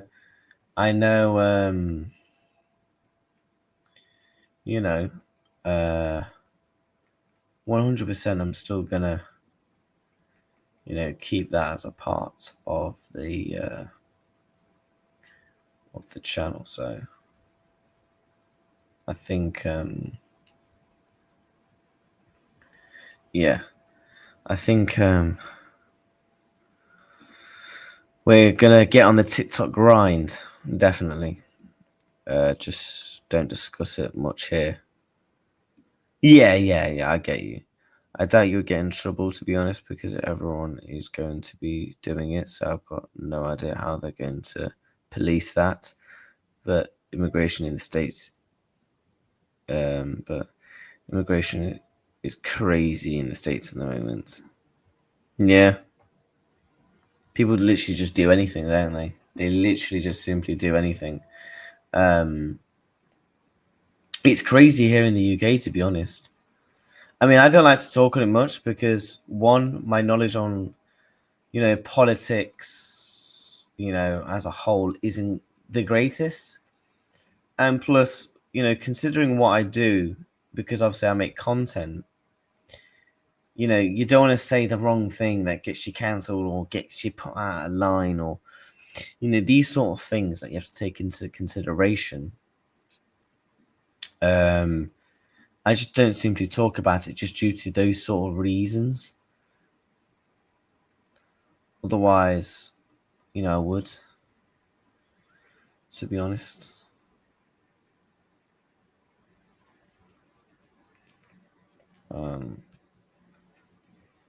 But yeah, bless up to everybody, man. I hope everyone's having a fantastic day. Kindly smash up the like button. We have 5 subs from 2,380. We're pushing to get over 2.4k this month. End the year on about 3 or 4k is the goal. When I lived in the UK, we were all welcomed a long time ago, though. Yeah.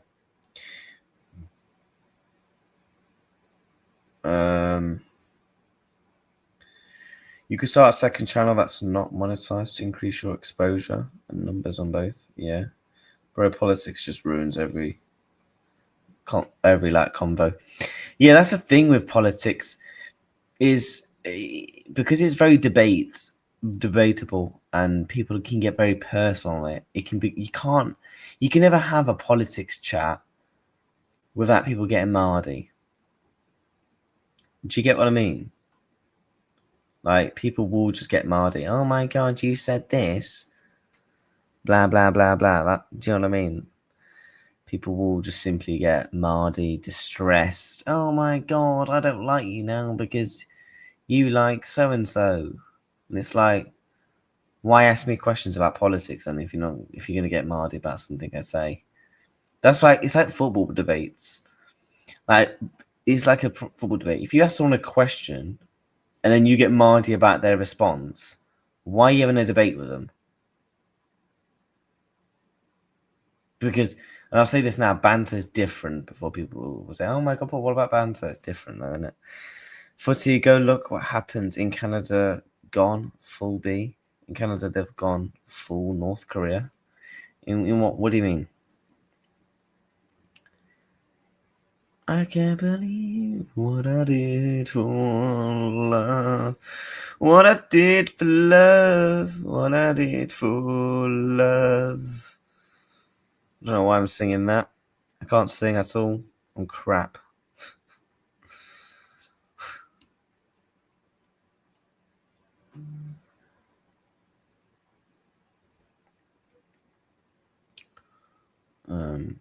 But yeah. Yeah, politics don't mix well here, frankly, anywhere at the moment. Yeah. That's why a lot of people don't talk on it. Because of the whole thing of it, isn't it? You know? It's pretty stupid, to be honest. But it is what it is, isn't it? It is what it is. Baron, do you know how to set up football bingo? Because I actually fancy doing a football bingo, you know. Do you know how to set football bingo up? Just out of curiosity. Because I know you've done it in touchline streams. Have you done set up football bingo before? Do let me know, sir.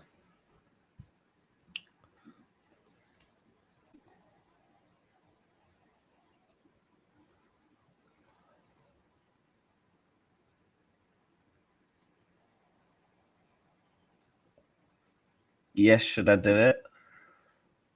You know what? When we end off the stream, because I'm going to do I want it to be a 2-hour stream today. A nice 2-hour stream. We also did an hour and plus stream earlier. Just enjoy streaming at the minute. So in about 20 minutes, we'll do a football bingo. We'll test React's ball knowledge. I've done it on touchline stream. I think the closest I got to a bingo was about 3 off. I mean, I can tell you how to do it because I won't be able to send links. Let me make you a mod. You've been a while on my channel. I'll make you a mod in it.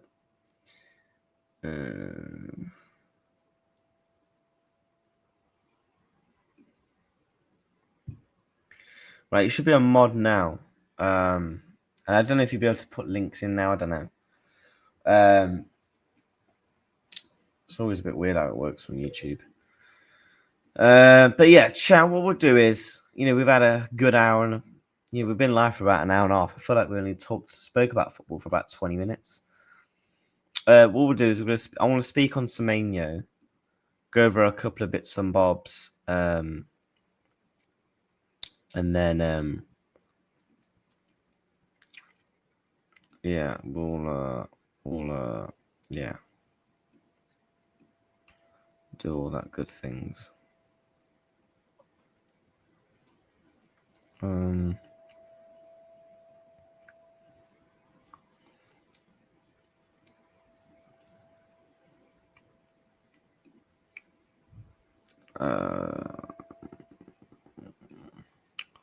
So yeah, let's go over the Semenyo stuff. This is what Indicala News tweeted. Now, I'm not saying for 1 second I believe Indicala. However, he's got a couple of things right, and there's a couple of people talking about the situation. This is what's happening. Exclusive. AFC Bournemouth willing, good English there, mate, to sell Antonio Semenyo in January if their valuation of 100 mil is met. That's obviously not going to be met.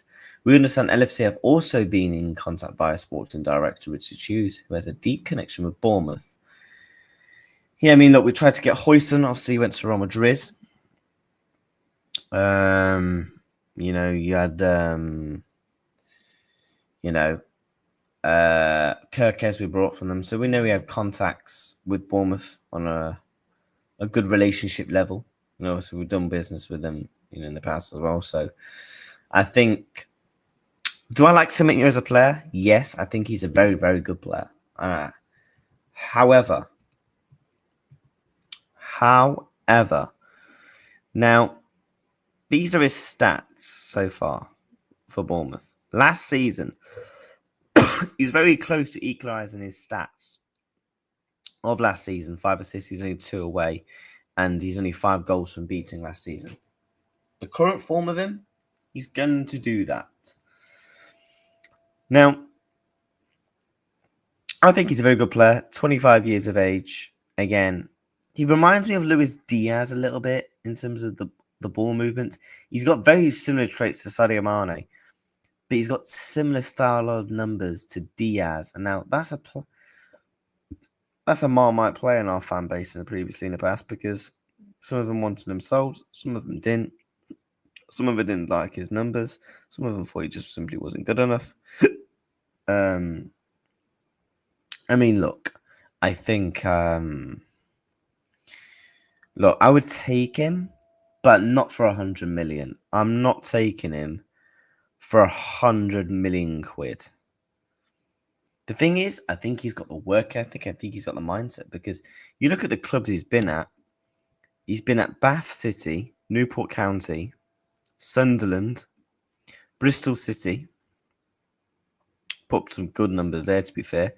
And he's been at Bournemouth for a few years now. And obviously, he's gradually, getting better and improving. I just personally think for the valuation of him, I just don't know, Big up to Godfrey. I hope you're well, my guy. Hope you are doing well, mate. Hope you're doing 100 mil for Semenyo is insane. I think Semenyo could... I don't know how you feel about it.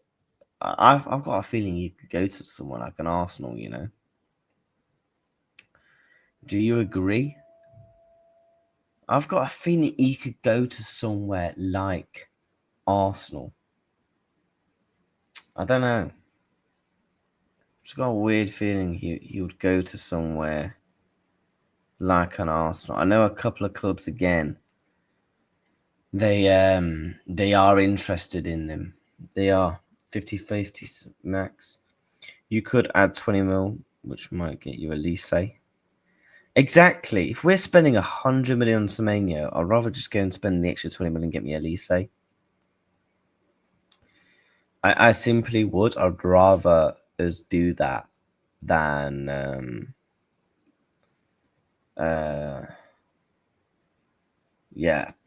just no. Not for me. I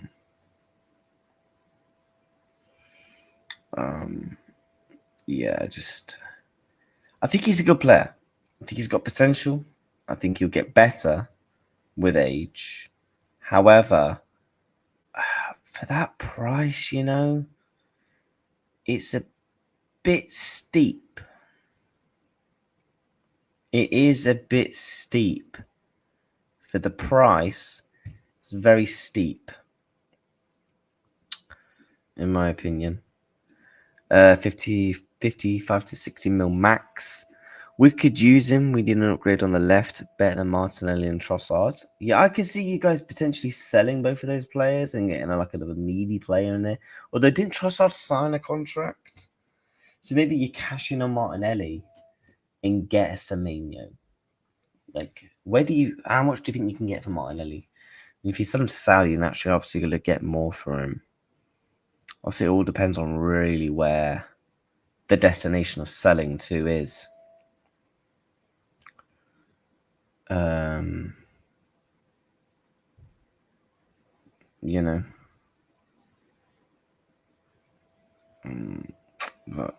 yes, it could be very interesting. Some of these lower clubs gotta raise their gaze a bit. What do you mean? Fucking Bournemouth asks for 100 mil for their star player. What do you mean? Do you think they're not in their right to ask for 100 million, or they are in right to ask for 100 million? Which one? Are you happy with Cody Gakpo as your starting left winger? I'm a big fan of Cody Gakpo. I think he's a very good player. Do I think we need more? 1000%. I think we definitely need more in that department. You know, I just think.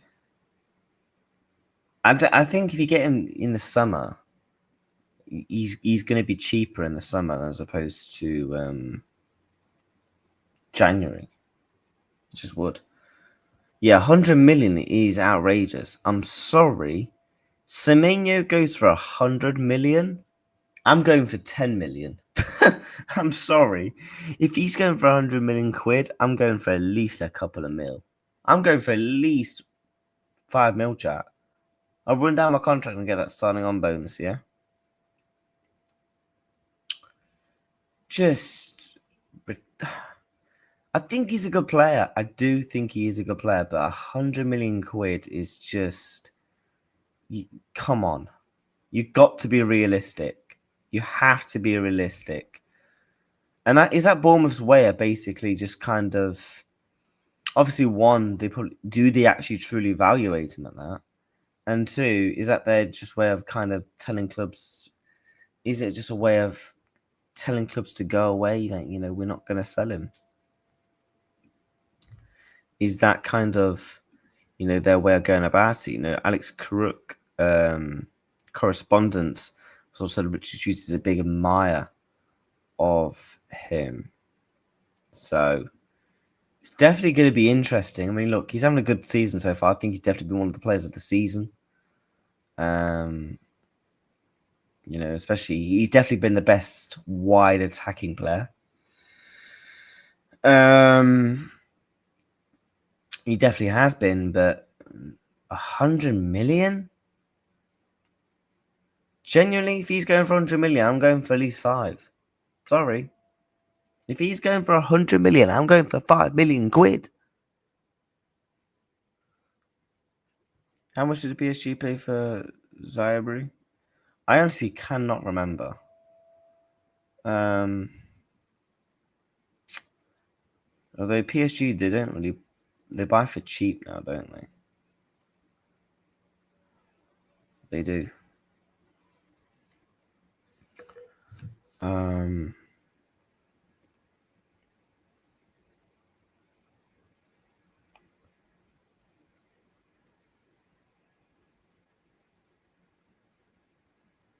They do buy for cheap.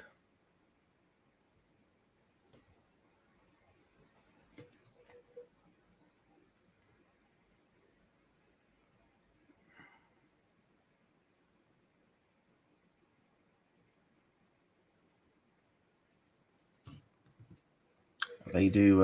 They buy for cheap now, don't they? Because obviously they're going through the France model.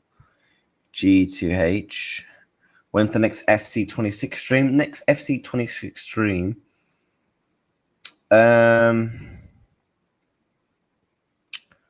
Will be on Sunday. Because I'm gonna stream tomorrow, but I am out for large portions of this weekend. Hence why I'm doing over a 2-hour stream today. You know, talking about Liverpool news, just chatting with the chat. You know, going live, getting those hours in. Also did a stream earlier. You know, so yeah. But you'll have a stream tomorrow. There'll be no stream on Saturday, but you'll have a pre-recorded video. And then we'll be back Sunday. We've got 2 streams on Sunday again, so got to go. Good chat, footy. Bless up to you, mates. Hope you have a blessed rest of your week. Good weekend, mate. Bless up to you. Thank you so much for joining the stream. Big up to Katie. Hope you're well. Big up React. Smash the likes and subscribe. Yeah, man. Smash the likes and subscribe. Why not? It's free to do so. Bless up to everybody. Bless up to everybody. I mean, look, I would take Semenyo, just not for that price.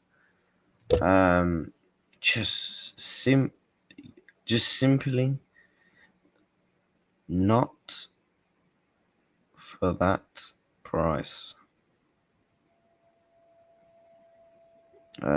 Just simply not for that price, if I'm being honest. Do you rate Gordon? I 100% rate Gordon. Gordon's one of the wingers I would love.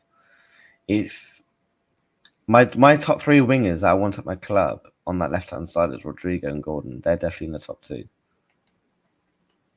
A lot of people in my community rate Barcola. I personally don't see the hype. Again, same again with the Leao, same again with Nico Williams. People just love these fast, pacey wingers that are good on FIFA. You know, how about actually watch these players week in, week out? Go and watch Gordon. Go and watch your Rodrigos. Oh, but you don't play for Madrid. Yeah, because you just simply don't watch him. Guy's a baller, man. I think he's a proper baller. I think if he comes to Liverpool, he sets the world alight. I simply think he does. Simply think he does. And again, you're spending 100 million on Semenyo. I'd rather go and spend 80 million on Gordon. Go and wind up Newcastle again. And again, I'll try for Rodrigo. You could probably get Rodrigo probably slightly cheaper. Again. So it wouldn't really make any sense, to be fair. It just won't make any sense to do that, you know. Me personally, just not for me. Not for that price. I know some people in the community, they will. But I just think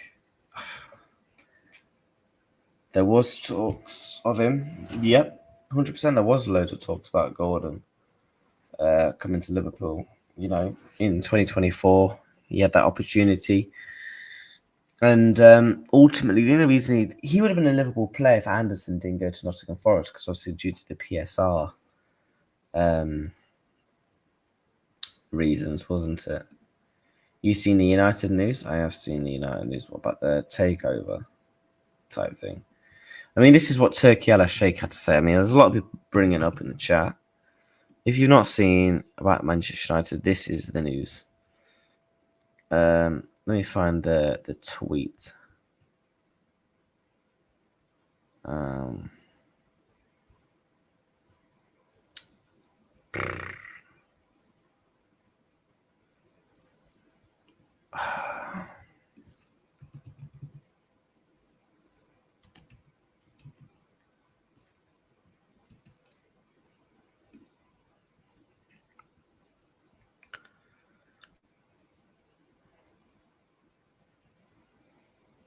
I mean, I think this is what he tweeted. Yeah, this is what he had to say. So I've translated it. The best news I heard today that Manchester United is now in advanced stage of completing a deal to a new investor. I hope he's better than the previous owners. Now, very interesting to see what this will actually mean in the sense of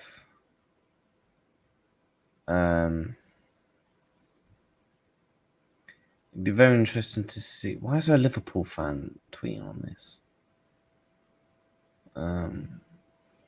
It'd be very interesting to see actually what this means, whether that's an investment into the club or, you know, it's something else. Yeah, there was massive talks. Gordon literally said in an interview 3 months ago, was gutted his move fell through last summer. Yeah,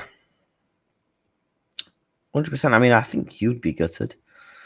Hopefully it doesn't happen. Everyone loves a struggling United. It won't be Saudi. I think what happens is, in my opinion, what actually happens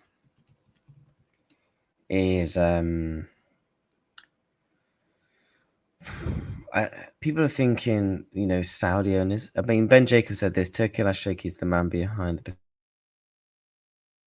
in Saudi Arabia, but Manchester United are prepared to look at all options, so it's not Saudi or nothing. What else has he said?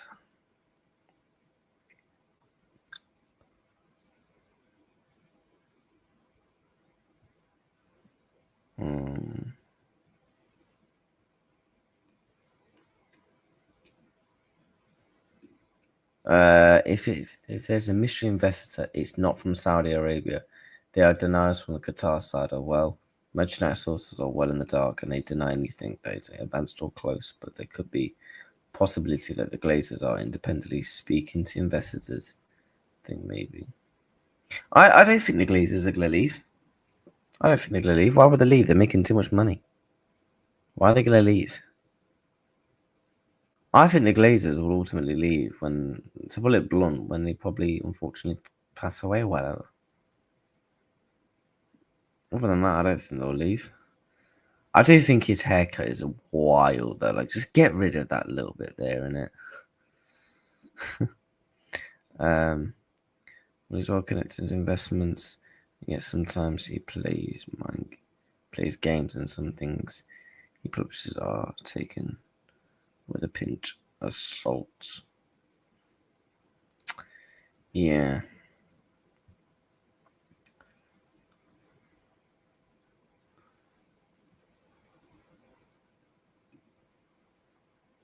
Insane debt, though. Or reinvestment.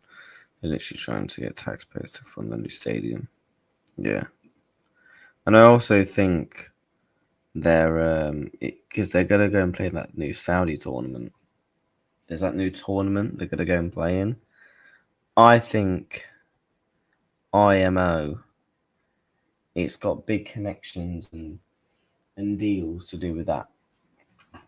I don't think it's to do with Man United getting a new owners. I mean, look, you never know in football, so I think it'd be impossible to say no. But I would, to be honest, at this stage, I probably would be shocked if they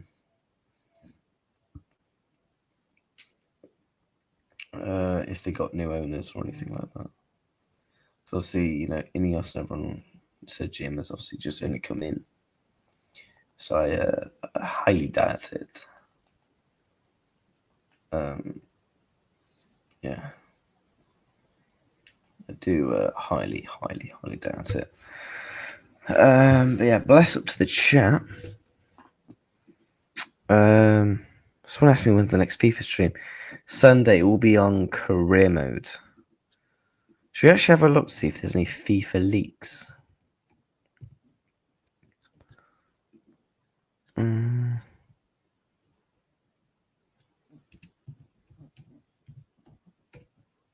There's some actually new cards. I did a short that Ekitike is getting a card, Harry Kane won Player of the Month.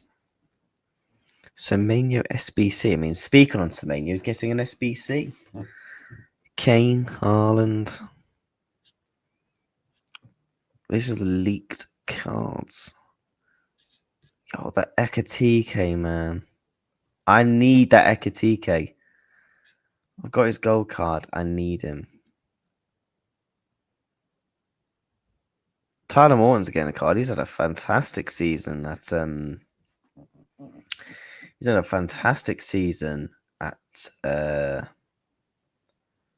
Lyon.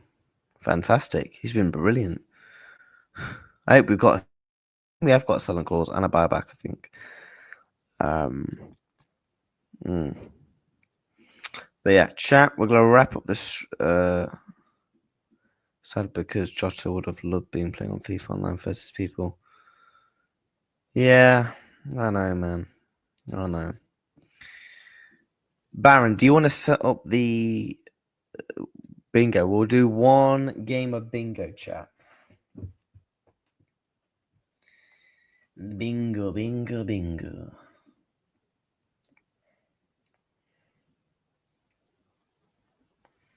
We'll do a game of bingo. So wrap up the stream.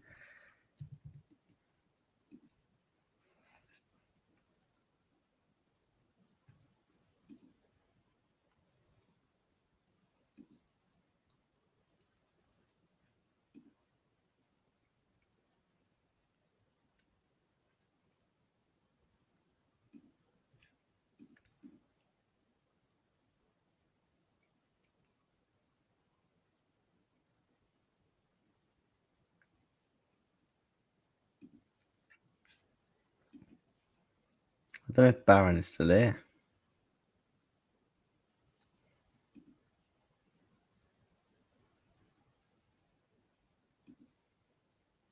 Setting it up. All right. Cheers, G.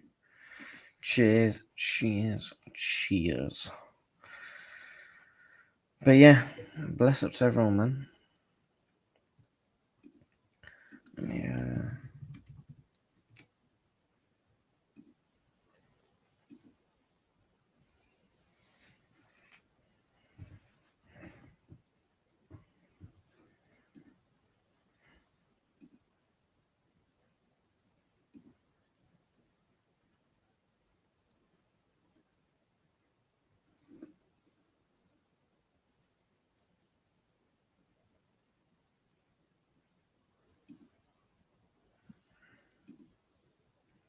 So yeah, chat. We're gonna have a game on football bingo as well.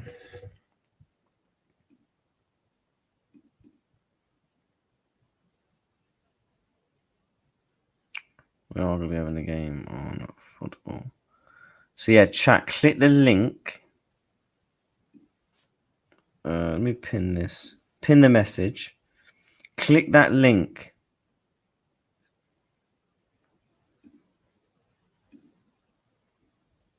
Click that link. Click the link. And yeah, we'll get this set up. We'll have a couple of games. We'll have a game or two. So I've got to wrap up in about 5 minutes.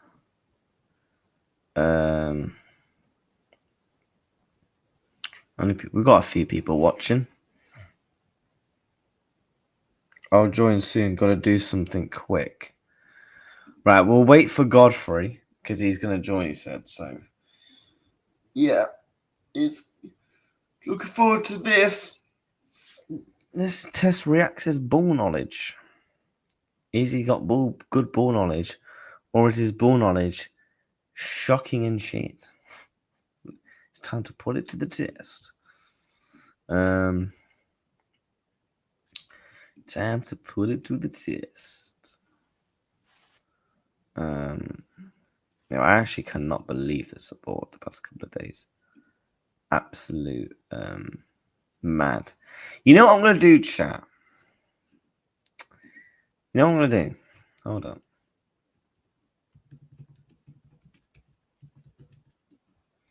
I'm gonna share this screen like this. And I'm not gonna put my fingers up on screen. Once the game ends, I'm gonna flip it because I've actually seen a couple of people do this before and they've cheated. Yeah. So get your predictions in. How many will I get wrong? Big up to Andy, he's off to play some footy. Baron, if you want to start the game, 6? You think I'm going to get 6 wrong? Thanks. Yeah, because a lot of people in the chat are saying they're going to have to wait 10 minutes.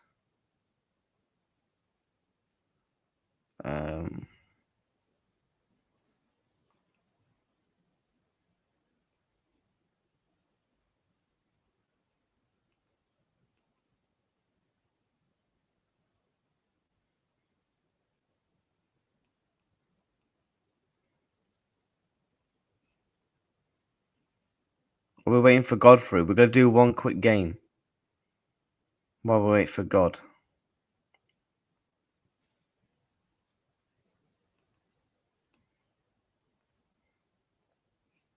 Right, game starts in that.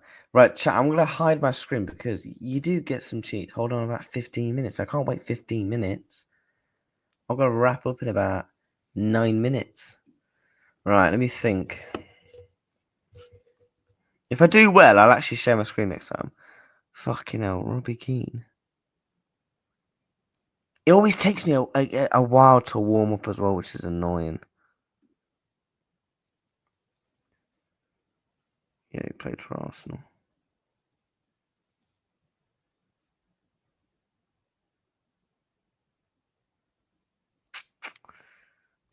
think he's from there. Oh no, he's left. Oh, he's fucking left-footed. You fucking idiot.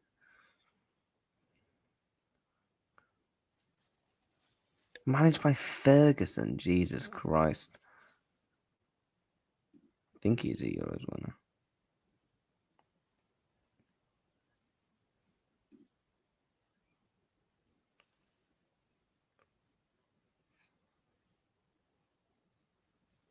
I'm gonna take a risk on that one.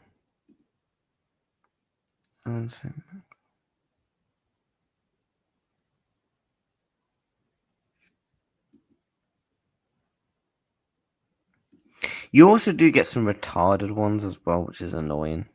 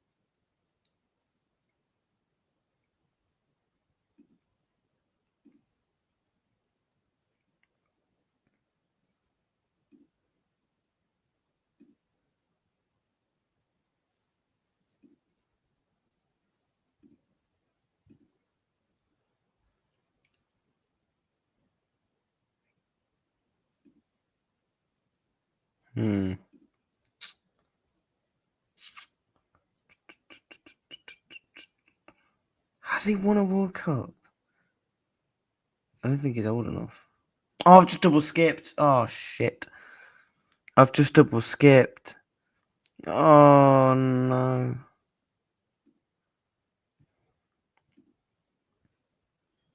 No.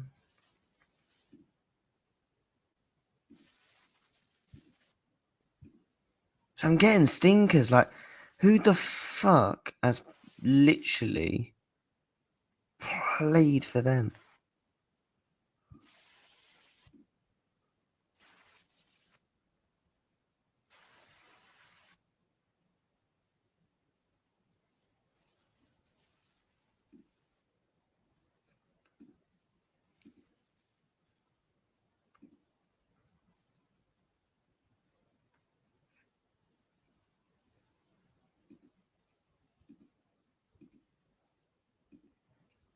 Oh, I've just double skipped again. Oh, I'm a fucking idiot. That's twice I've done that.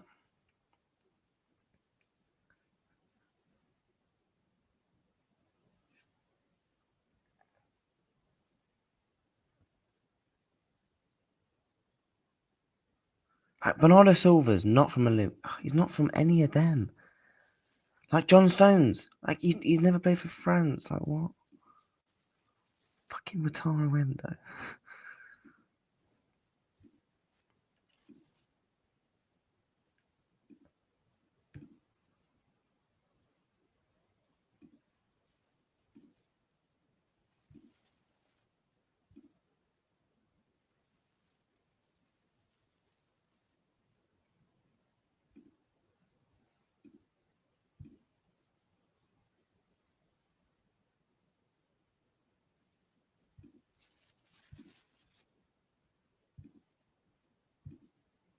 Oh no, I've just done. Oh no.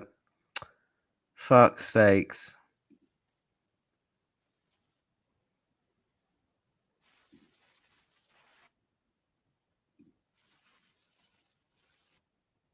What an idiot.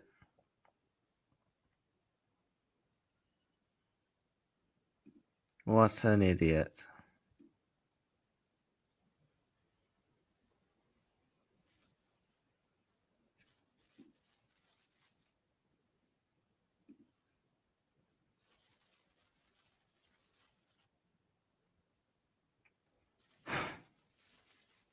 What's this guy piping up for me? I was gonna send you a fucking raid, you div.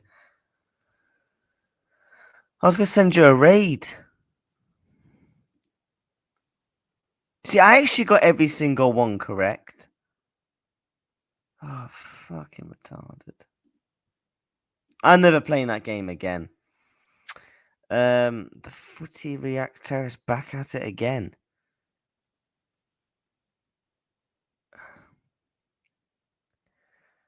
Well, considering what I was talking about, Mr. Touchline Facts, is I was speaking about the Fabrizio Romano thing. Now, I'm going to bring it up for you, Mr. Touchline Facts. I've not actually spoken on this. I mean, I could have brought this tweet up, but I didn't. You know, I was actually speaking on what Fabrizio Romano was saying. David Ornstein saying that we're not actually going to get another centre back in. Hence why I was speaking about the tweets that they were saying. And then I was speaking about Semenyo. I know. £10 bet right now. I'll play bingo in 3 goes. It's always £10 bets with you, innit? It's always fucking bets. Fuck your shitty bets. We got the fucking trilogy on Sunday and you're getting slapped. 20 quid bet. No, fuck this. £200 bet. Nah, not £200 bet, actually.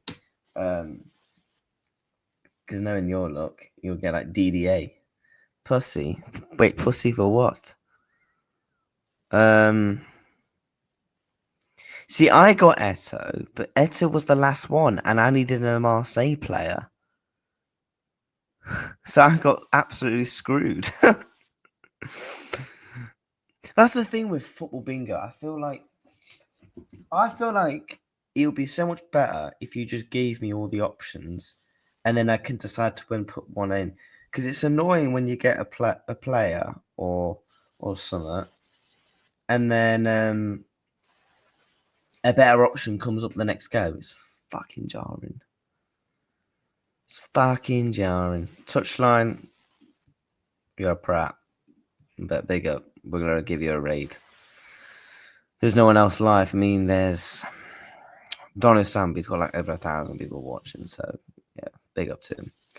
Touchline Facts, he's doing a stream. Man United to receive huge investment and takeover. Will the Glazers sell? We'll save that. I'll do 40. 40 for what? I think we will go for a centre back in January if the price is right, but our board will say they will not be bothered to the media, so other clubs don't sit there waiting to take the piss. Yeah. I'm taking that to an offence. Literally showing you hardcore facts. But Mr. Touchline Facts don't like it when his rivals are buying players. Is what it is. Right, chat. We're going to send you over to Touchline stream. Tell him Reacts raid Sunday. He's going to lose.